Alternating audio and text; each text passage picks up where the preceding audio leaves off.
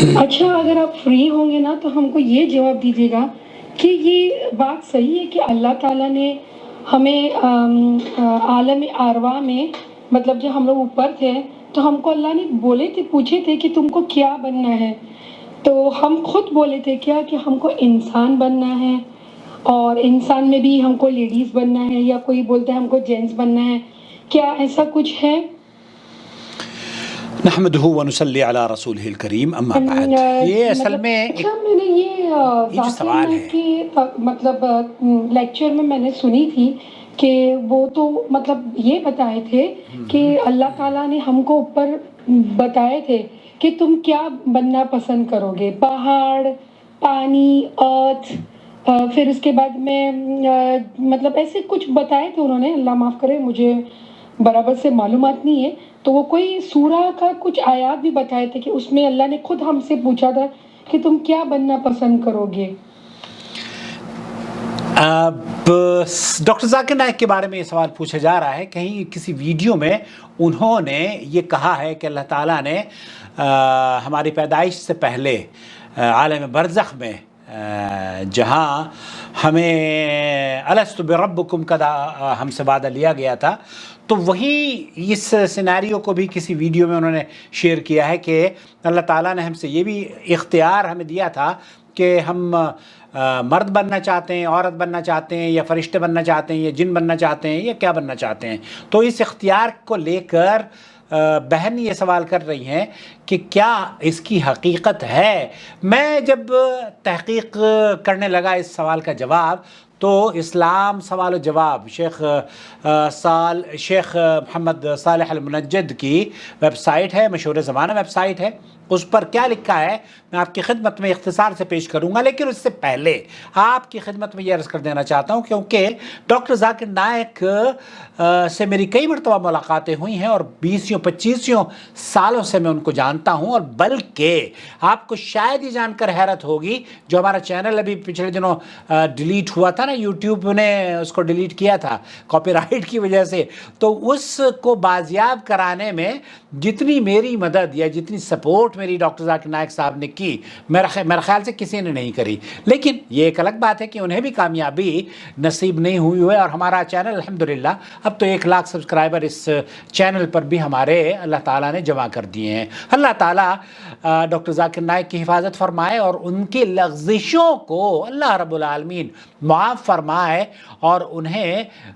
جو قرآن و سنت کا منہج ہے اس کی نشر و اشاعت کرنے والا داعی بنائے. آمین یا رب العالمین. اور صرف انہی کو نہیں، ان کے آنے والی نسلوں کو بھی اور ہماری نسلوں کو اللہ رب العالمین قرآن و سنت کا خادم بنائے. ان کے بچے سے بھی میری ملاقات ہوئی یہاں کئی مرتبہ جدہ میں. بہرحال اس سلسلے میں جو لکھا گیا ہے ڈاکٹر ذاکر نائک کے اس ویڈیو کلپ کے بارے میں، شیخ محمد صالح المنجد بھی یہی فرما رہے ہیں کہ ہم سے بھی یہ کہا گیا ہے، اور یہ ویڈیو ایک نظر سے گزری ہے جس میں ڈاکٹر ذاکر نائک کچھ اس طرح کی باتیں کہتے ہوئے نظر آ رہے ہیں. لیکن اس سے پہلے کہ وہ سوال کا جواب دیں، وہ بھی مدح کر رہے ہیں شیخ ذاکر نائک کی، ڈاکٹر ذاکر نائک کی، اور وہ یہ کہتے ہیں کہ وہ بہت دینی خدمات ان کی ہیں، اور ایک بہت بڑا کارنامہ اللہ رب العالمین نے ان سے لیا ہے، بہت بڑا کام ان سے لیا ہے. یہود و نصارہ سے، ہندوؤں سے اور بدھسٹ سے اور مختلف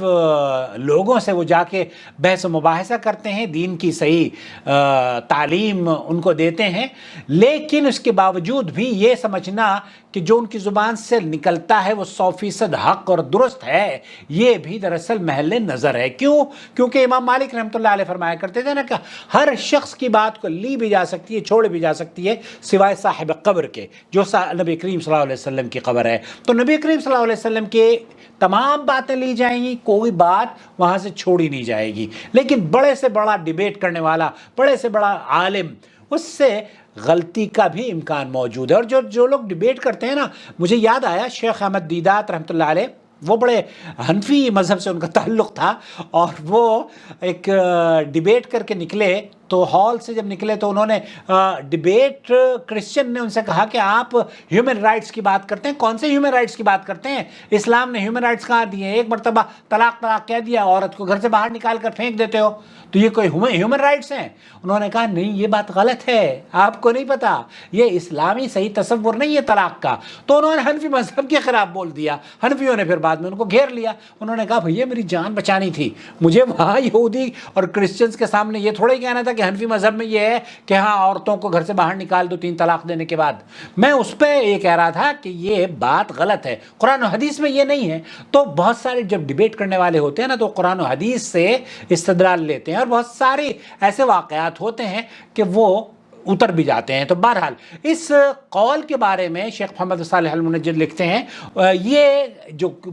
بات مشہور کی گئی ہے یہ کلام باطل مردود ہے، یہ درست بات نہیں ہے، مردود قول ہے اور اس کی کوئی دلیل نہیں ہے۔ انہو کلام لا دلیل علیہ، اس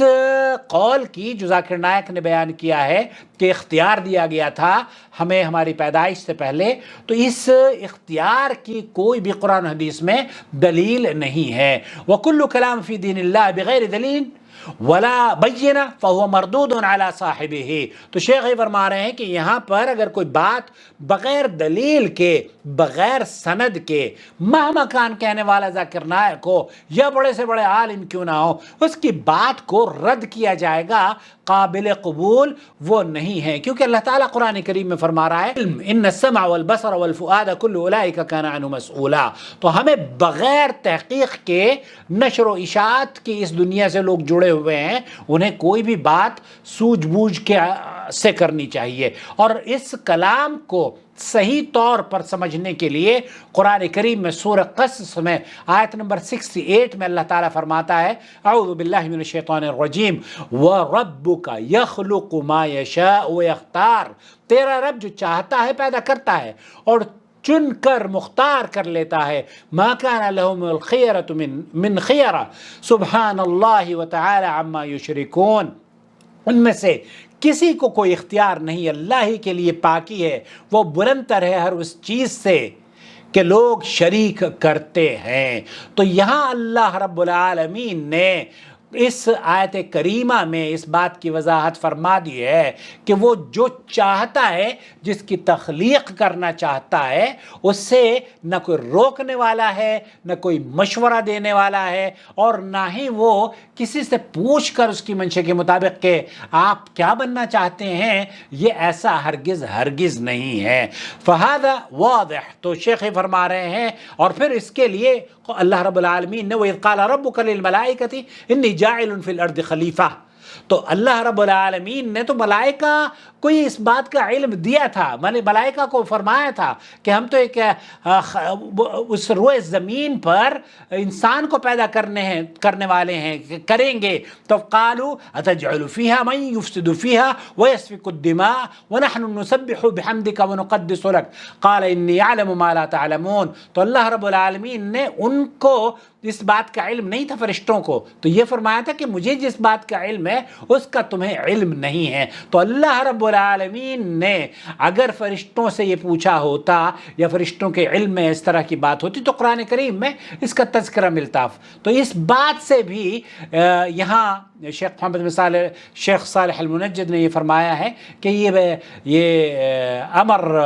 بین البطلان، تو یہ درست بات نہیں ہے، اور ہمیں بغیر کسی دلیل کے، بغیر کسی برہان کے، بغیر کسی حجت کے، بغیر کسی صحیح حدیث کے، قرآن کریم کی آیت کے اس طرح کی باتوں کو شیئر نہیں کرنا چاہیے، جیسے کہ ڈاکٹر صاحب نے نہ جانے کس ٹاپک پر وہ بات کر رہے ہوتے ہیں۔ بہرحال کئی مرتبہ ایسے ڈیبیٹ کرنے والوں سے باتیں نکل جاتی ہیں، اور ایک مرتبہ شیخ معراج ربانی نے بھی ان کا اس سوال کا جواب دیا تھا، جس پر بڑی واویلا بھی مچی تھی، کیونکہ ان کا موقف شاید یہ بھی ہے کہ اللہ کو وشنو اور ودھاتا اس طرح کے الفاظ بھی کہے جا سکتے ہیں۔ بہرحال خلاصہ کلام یہ ہوا کہ یہ قول ڈاکٹر ذاکر نائک نے اگر کہا ہے تو یہ باطل ہے، بے بنیاد ہے، اس کی کوئی دلیل نہیں ہے۔ اللہ سے دعا ہے اللہ ڈاکٹر ذاکر نائک کو